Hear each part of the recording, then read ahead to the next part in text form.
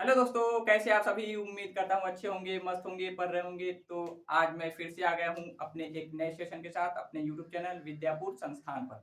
दोस्तों, इस सेशन में हम लोग द्विघात समीकरण, क्वाड्रेटिक इक्वेशंस के कुछ चैलेंजिंग क्वेश्चंस को सॉल्व करेंगे। ऐसे क्वेश्चन जो बहुत ही डिफिकल्ट होते हैं, स्टूडेंट्स उसे सॉल्व नहीं करते हैं, नॉर्मली इसे छोड़ देते हैं। और कौन सा विधि है से हम लोग सॉल्व करने वाले हैं? तो गुणनखंड विधि, फैक्टराइजेशन मेथड। तो आइए आज के फर्स्ट क्वेश्चन को शुरू करते हैं अपने प्यारे से सेशन में। तो फर्स्ट क्वेश्चन है, देखिए, 3 to the power x + 2 plus 3 to the power -x is equal to 0। तो इस क्वेश्चन को हमें सॉल्व करना है। तो देखिए, मैंने आपको क्या बताया था कि द्विघात समीकरण ax² plus bx plus c इस तरह का रहेगा, तभी ये द्विघात समीकरण होगा। उसके बाद ही हम लोग गुणनखंड विधि लगा सकते हैं या कोई और भी विधि लगा करके इस क्वेश्चन को सॉल्व कर सकते हैं।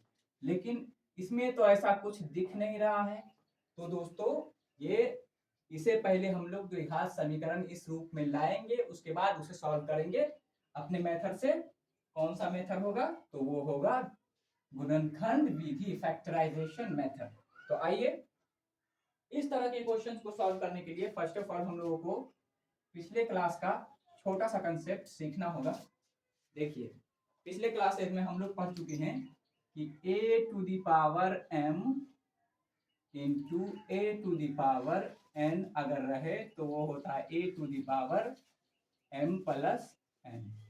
एग्जाम्पल के तौर पे हम लोग समझ सकते हैं कि 5 का पावर 5 इंटू 5 का पावर 2 इंटू 5 का पावर 3, तो हो जाएगा 5 का पावर 2 प्लस 3, मतलब 5 का पावर 5 हो जाएगा। ठीक है, अब ये कितना हो जाएगा? 5 इंटू 5 इंटू 5 इंटू 5 इंटू 5, ये ऐसा आ जाएगा। ठीक है, एक और चीज है, हम लोग क्या कि a⁴ अगर m रहे या और डिवाइडेड बाय a⁴n रहे तो इसे लिखते हैं a⁴m-n। एग्जाम्पल के तौर पे 3 का पावर 5 है और 3 का पावर 3 है, तो इसे क्या लिख सकते हैं? 3 का power 5 minus 3 is equal to 3 का पावर कितना हो जाएगा? 5 माइनस 3, तो ये 2 हो जाएगा, मतलब 3 इंटू 3 इज इक्वल टू 9। अगर इन दो चीजों को समझ लेते हैं तो इस तरह के क्वेश्चंस को हम लोग सॉल्व कर लेंगे इजीली। तो आइए अब हम लोग क्वेश्चन पे चलते हैं, क्वेश्चन को सॉल्व करते हैं। पहले तो इसे लाना होगा द्विघात समीकरण के रूप में, ax² plus bx plus c के रूप में लाना होगा। उसके बाद हम लोग क्या लगाएंगे? गुणनखंड विधि लगाएंगे, फैक्टराइजेशन मेथड लगाएंगे इस क्वेश्चन को सॉल्व करने के लिए। तो आइए दोस्तों सॉल्व करते हैं। देखिए, इस इक्वेशन को क्या मैं 3 to the power x into में 3 to the power 2 plus 3 to the power -x लिख सकते हैं। ये कैसे हुआ? तो मैंने बताया था कि a⁴ अगर m रहे इंटू में a⁴ अगर n रहे तो पावर क्या होता है? जुड़ जाता है, m + n हो जाता है। देखिए, पावर जुड़ा हुआ है, इसका मतलब क्या कि ये गुना ये दिया हुआ है, तो हम ये इसका मतलब ये हुआ। तो इस तरीके से हम लोग यहाँ से यहाँ आ गए, मतलब यहाँ से यहाँ आ गए। ठीक है, तो ये चीजें हो रही है। अब आगे देखिए, 3 टू दी पावर x और ये कितना हो जाएगा? Into 9 plus 3 to the power -x is equal to 10। तो देखिए, ये हो जाएगा 9 into 3 to the power x plus 3 to the power -x is equal to 0। अब देखिए, यहीं पे खेला है क्या कि मान लेंगे कुछ, माना कि 3 to the power x equal to कुछ मान लेंगे y। ठीक है, तो देखिए, ये है 3 into 3 to the power x plus 1/3 into 3 का पावर x। अगर पावर माइनस में होता है, 5 का पावर माइनस होता है, तो 1/2 इंटू 5 का पावर 2 हो जाता है। अगर देखिए ए टू दी पावर अगर माइनस एम है तो ये हो जाएगा 1/a का पावर m। ये चीजें ये यहाँ से आई है, इस चीज को ये और +10 ये वाला चीज अब ये हो गया है, देख लीजिए सेम। ठीक है, क्योंकि हम लोग जानते हैं A to the power minus M is equal to ये होता है। अब देखिए एक क्वेश्चन को सॉल्व करेंगे, सीखेंगे, उसके बाद कई क्वेश्चंस को हम लोग आराम से सॉल्व कर सकते हैं। तो देखिए 3 टू द पावर x को हम लोगों ने माना है y, तो ये क्या आ जाएगा 3 इंटू वाई प्लस 1/। अब ये 3 टू द पावर x को माना है हम लोगों ने y। अब ये इक्वेशन ये वाला इक्वेशन ऐसा हो गया। अब देखिए इसे सॉल्व करते हैं, ये हो जाएगा 9y plus 1/y is equal to 10। ठीक है, तो देखिए इसे सॉल्व करने पे हम लोग पाएंगे 9y² plus 1 divided by y is equal to 10। अब 10 के नीचे कुछ नहीं तो 1 है, क्रॉस मल्टीप्लीकेशन, तो ये हो जाएगा 9y² plus 1 is equal to 10y। अब देखिए 9y² इसे इस तरफ लाएंगे तो -10y plus 1 is equal to 0। अब ये किस रूप में दिख रहा है, a to the power ax² plus bx plus c equal to 0, इस रूप में दिख रहा है ये। तो अब यहां से हम लोग सॉल्व कर सकते हैं, जिस तरीके से हम लोग सॉल्व करते थे द्विघात समीकरण को। कौन सा मेथड यूज करना है, गुणनखंड विधि। तो देखिए क्या करते थे, a और c को मल्टीप्लाई करते थे तो ये 9 है, और 9 को कुछ इस तरीके से हम लोग गुणनखंड करते थे कि ये आ जाए, तो 9 प्लस 1 10 हो जाएगा। तो देखिए ये 9y² minus 9y minus y plus 1 is equal to 0। ये क्या है, ये 10y ही है। ठीक है, 10y को ही हम लोगों ने ऐसा लिखा है। अब देखिए इन दोनों में 9y कॉमन आ जाएगा, यहाँ बचेगा y और -1। ठीक है, यहाँ से -1 कॉमन आएगा तो y -1 इज इक्वल टू 0। अब देखिए यहाँ इन दोनों में y-1 कॉमन है तो y-1 into 9y-1 is equal to 0। तो यहाँ से y इक्वल टू 2 वैल्यू आएगा,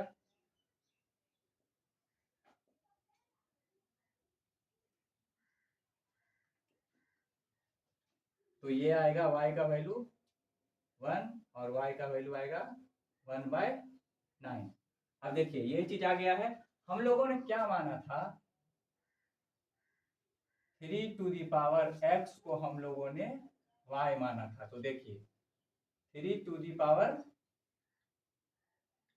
x is equal to y का तो 2 माना है, एक 1 आया है। ठीक है, और 3 टू दी पावर x इसका हो जाएगा 1/9। ओके, तो अब इसे सॉल्व कर लें हम लोग। 3 टू दी पावर x है और इधर 1 को क्या लिख सकते हैं, 3 टू दी पावर 0 लिख सकते हैं। हाँ, किसी भी चीज का अगर पावर 0 हो तो उसका वैल्यू 1 होता है, इसीलिए यहाँ से x का वैल्यू कितना आ जाएगा 0। ठीक है, अब यहाँ से हम लोग कैलकुलेट करते हैं, तो 3 टू दी पावर x है तो ये 1/3 का पावर 2 हो जाएगा। ठीक है, 3 टू दी पावर x है तो अब इसे ऊपर ले जाएंगे तो पावर क्या हो जाएगा, 3 टू दी पावर -2 हो जाएगा। कौन से मेथड से, तो a टू दी पावर अगर -m पावर रहता है तो ये होता है a to the power m। तो ये चीज है, ये वाला चीज ऐसे हो गया इस मेथड से। ठीक है, अब हम लोग यहाँ से x का एक और वैल्यू फाइंड आउट करेंगे, तो x की वैल्यू क्या आ जाएगी, x की वैल्यू आ जाएगी -2, इसीलिए फाइनल आंसर हमारा हो जाएगा x टू दी पावर, ये x का वैल्यू 0 और -2, ये हमारा सिंपल आंसर हो जाएगा फाइनली। ठीक है दोस्तों, तो नोट डाउन कीजिए, उसके बाद हम लोग आगे वाले क्वेश्चंस को सॉल्व करते हैं। नोट डाउन कर लीजिए, बहुत ही चैलेंजिंग क्वेश्चन है, इस तरह के क्वेश्चंस को लोग सॉल्व करते नहीं है, छोड़ देते हैं डर से। कोई बात नहीं, लेकिन आप विद्यापुर संस्थान के साथ जुड़े हैं तो सारे क्वेश्चंस को सॉल्व करना मैं आपको सिखाऊंगा। सिर्फ बने रहेंगे मेरे वीडियो में शुरू से अंत तक, आपके मैथ्स के डर को मैं समाप्त कर दूंगा।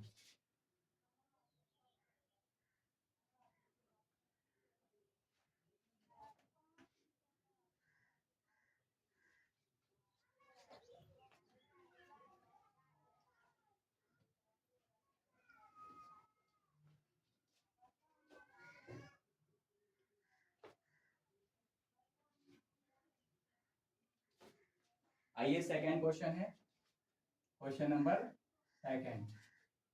4 का पावर x प्लस 1, 4 का पावर x प्लस 1, उसके बाद प्लस 4 का power 1 minus x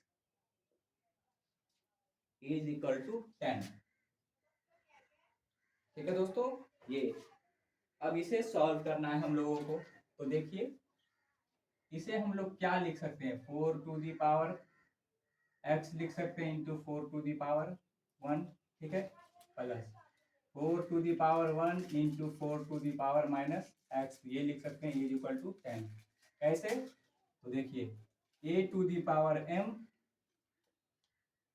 into a to the power n is equal to होता था क्या, m प्लस n, ठीक है। a to the power m divided by a to the power n, ये होता था a to the power m minus n, ठीक है।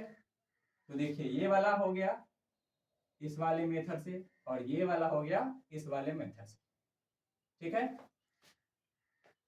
तो अब हम लोग आगे चलते हैं। ये कितना हो जाएगा, ये हो जाएगा 4 into 4 to the power x, plus ये भी हो जाएगा 4 इंटू 4 टू दी पावर 1/4 का पावर ये x हो जाएगा।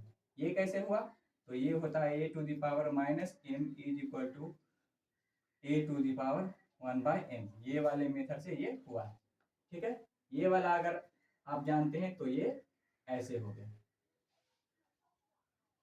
और अब इज इक्वल टू 10 है। अब हम लोग क्या करेंगे, मान लेंगे क्या, माना कि 4 टू दी पावर x को कुछ मान लेंगे y मान लेते हैं, ठीक है। तो आइए 4 into y, 4 to the power x के जगह y रख दिए, ठीक है। 4 इंटू 1/4 टू दी पावर को x को y लिखते हैं। अब ये तो ये हो जाएगा 4y plus 4 divided by y is equal to 10। अब देखिए इसे सॉल्व करेंगे तो 4y² plus 4 divided by y is equal to 10।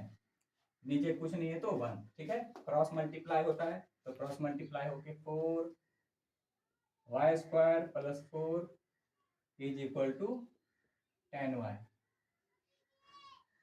दो कॉमन ले लेंगे तो ये हो जाएगा 2y² plus 2 is equal to 10y।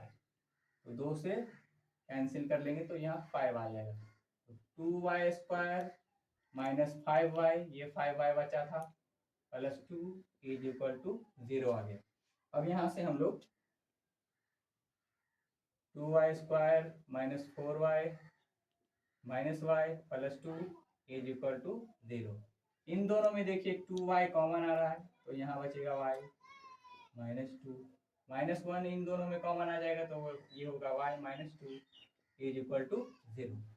इन दोनों में y माइनस 2 कॉमन है, y माइनस 2 कॉमन ले लिया और यहाँ क्या बचा 2y minus 1 is equal to 0। तो यहाँ से y माइनस 2 इक्वल टू 0 और 2y माइनस 1 इक्वल टू 0। यहाँ से y का वैल्यू आ जाएगा 2 और यहाँ से y का वैल्यू आ जाएगा 1/2। अब हम लोगों ने क्या माना था कि 4 टू दी पावर x को हम लोगों ने y माना था, ठीक है ना, यही माना था ना हम लोगों ने। तो देखिए 4 टू दी पावर x और y का वैल्यू एक बार 2 आया है, ठीक है। दो चीजें कर लेंगे हम लोग, इसे मिटा लेते हैं। क्या माना था हम लोगों ने, 4 to the power x is equal to y।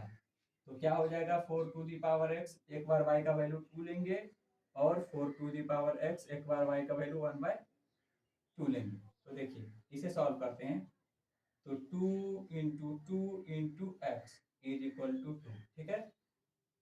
तो ये हो जाएगा 2 to the power 2x equal to 2, ठीक है।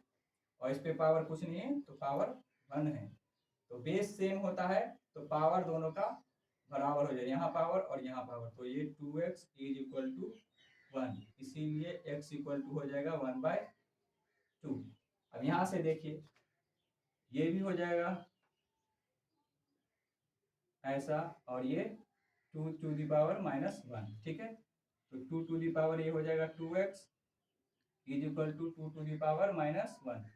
तो देखिए बेस सेम है तो पावर भी इन दोनों का सेम हो जाएगा, इसीलिए x इक्वल टू यहाँ आ जाएगा 1/2।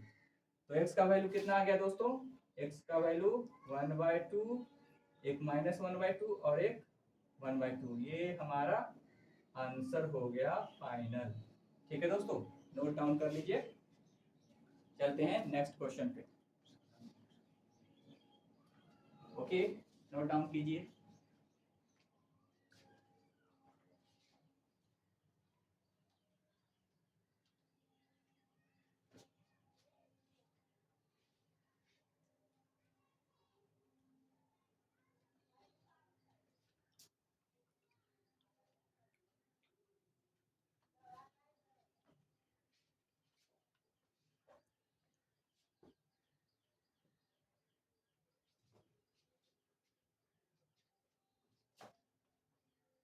अगला चैलेंजिंग क्वेश्चन है, उसे सॉल्व करने की कोशिश करेंगे हम लोग। 2⁻2x 2⁻2x -3 into 2x + 2, 2x + 2 + 32 is equal to 0। तो आइए इस क्वेश्चन को सॉल्व करते हैं हम लोग। फर्स्ट ऑफ ऑल हम लोगों को इस इक्वेशन को किस रूप में लाना होगा, ax² + bx + c, इस रूप में पहले लाएंगे, उसके बाद हम लोग इसे गुणनखंड विधि से सॉल्व कर लेंगे आगे चल के। तो देखिए यहाँ ये 2⁻2 इंटू एक्स, ठीक है, -3 इंटू 2x इंटू 2⁻2 + 32, ये कैसे हुआ, तो बताया था मैंने a⁴m into a⁴n equal to होता है a⁴m + n। ये चीज जानते हैं तो यहाँ कोई प्रॉब्लम नहीं होगी। और देखिए a⁴m इंटू a⁴n तो होता है a⁴m इंटू n, ठीक है। तो यहाँ से ये हो गया, ये वाला चीज इससे हो गया और ये वाला चीज इससे हो गया। तो आगे अब इसे सॉल्व कर देते हैं हम लोग। क्या है, ये हो जाएगा 4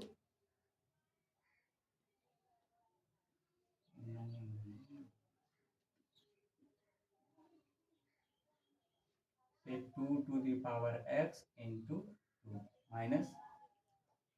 -3 इंटू 2x इंटू ये हो जाएगा 4, ये + 32 इज इक्वल टू 0। देखिए 2x इंटू ये, अब यहाँ से 4 × 12,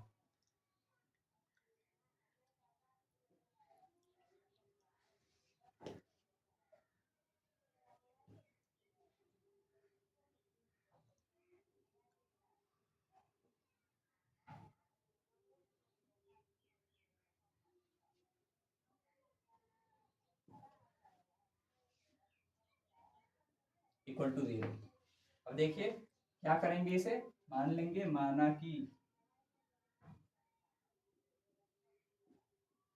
2x को कुछ मानेंगे y, तो देखिए ये हो जाएगा y और y का ये होल स्क्वायर, क्योंकि इसे हमने y मान लिया है, -12 इंटू ये हो जाएगा y + 32 इज इक्वल टू 0। ये हो जाएगा y² -12y + 32 is equal to 0।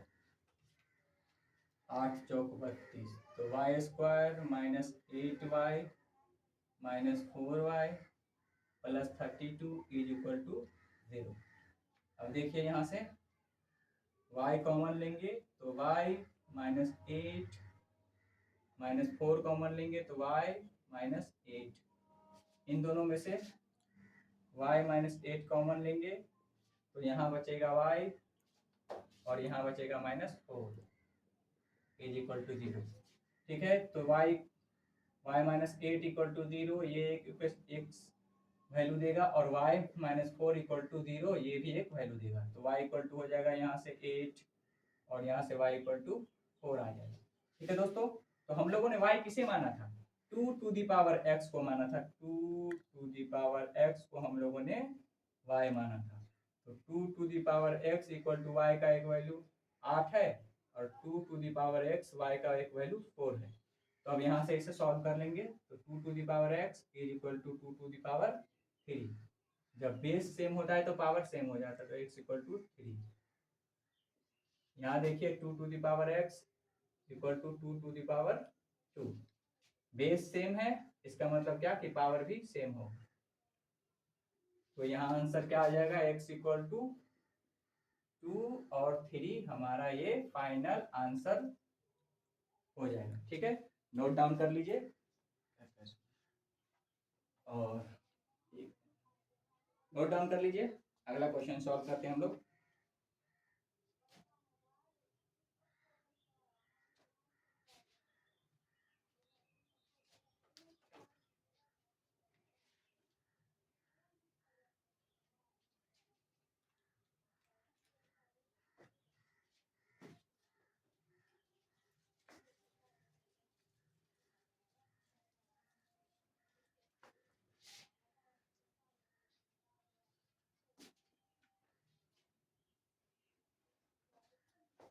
अगला क्वेश्चन है question number 4।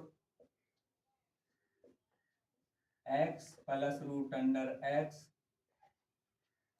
Is equal to 12, इसे सॉल्व करना है। तो देखिए, तो हमने क्या बताया था कि x square plus b x plus c is equal to 0 रहे तो ही ये द्विघात समीकरण होगा। लेकिन यहाँ तो x टू दी पावर क्या आ गया? 1/2। कोई भी रूट में नहीं होना चाहिए, लेकिन यहाँ तो रूट में है। तो क्या ये द्विघात समीकरण पहले तो है ही नहीं। अगर है नहीं तो इसे पहले द्विघात समीकरण में बदलना होगा। ठीक है दोस्तों, इस रूप में लाना होगा, उसके बाद ही हम लोग इसे सॉल्व कर पाएंगे। तो आइए इसे सॉल्व करते हैं। क्या होगा? माना कि root under x equal to y. ठीक है, तो ये क्या हो जाएगा? रूट अंडर एक्स का होल स्क्वायर इक्वल टू क्या हो जाएगा? Y square. इसीलिए एक्स इक्वल टू क्या आ जाएगा? Y square. तो अब देखिए इस इक्वेशन को कैसे सॉल्व करेंगे हम लोग। एक्स की जगह क्या आ जाएगा? वाई स्क्वायर हो जाएगा प्लस रूट अंडर एक्स को हम लोगों ने क्या माना था? वाई माना था और ये इज इक्वल टू 12। तो देखिए y square plus y minus 12 is equal to 0। इसका फैक्टर करेंगे तो y square plus 4y minus 3y minus 12 is equal to 0। तो देखिए यहाँ से y कॉमन लेंगे तो y प्लस 4, यहाँ से माइनस 3 कॉमन लेंगे तो y plus 4 is equal to 0। तो क्या आ जाएगा? y प्लस 4 दोनों में कॉमन और y minus 3 is equal to 0। तो देखिए y plus 4 is equal to 0 एक वैल्यू देगा और y minus 3 is equal to 0। तो यहाँ से y का वैल्यू आ जाएगा -4 और यहाँ से y का वैल्यू आ जाएगा 3। तो देखिए हम लोगों ने क्या माना था? Root under x is equal to y ही हम लोगों ने माना था। ठीक है, तो देखिए तो इसका मतलब क्या कि root under x equal to एक बार हो जाएगा -4 और root under x is equal to एक बार हो जाएगा 3। तो इस वैल्यू को नहीं लेंगे क्योंकि हम लोग जानते हैं कि रूट के अंदर कोई भी चीज है, कोई भी चीज रूट के अंदर जो भी है वो 0 से बड़ा होगा। मान लेते हैं a। ठीक है, तो इसका वैल्यू हमेशा 0 या तो 0 के बड़ा होगा या तो 0 होगा या तो 0 से बड़ा होगा। तो देखिए -4 क्या है? 0 से छोटा है ना। -4 0 से छोटा है, ये रहा -4 0 से छोटा है। तो रूट के अंदर क्या होता है? या तो 0 होता है या तो 0 से बड़ा वाला। तो यहाँ से लेकर के यहाँ तक वाला वैल्यू होना चाहिए रूट के अंदर, लेकिन क्या आ गया? यहाँ वाला वैल्यू आ गया। तो क्या ये वैल्यू पॉसिबल नहीं है, मतलब ये संभव नहीं। तो क्या लिखेंगे, संभव नहीं है, ठीक है। इसीलिए root under x equal to -4 ये वैल्यू नहीं लेंगे, ठीक है। यहां से देखिए, तो root under x equal to 3, तो क्या 3 0 से बड़ा है, हाँ ठीक है, तो ये वैल्यू हो सकता है। तो देखिए दोनों ओर एक्स स्क्वायर कर देंगे तो क्या हो जाएगा, ये हो जाएगा x इक्वल टू 9। तो ये हमारा आंसर रहा फाइनल, x इक्वल टू 9, ठीक है दोस्तों। तो ये था आज का लास्ट क्वेश्चन, और मिलते हैं हम लोग नेक्स्ट वीडियो में। तब तक के लिए धन्यवाद, और जिन साथियों ने मेरे पिछले वीडियो को नहीं देखा है जरूर देखेंगे। Thank you.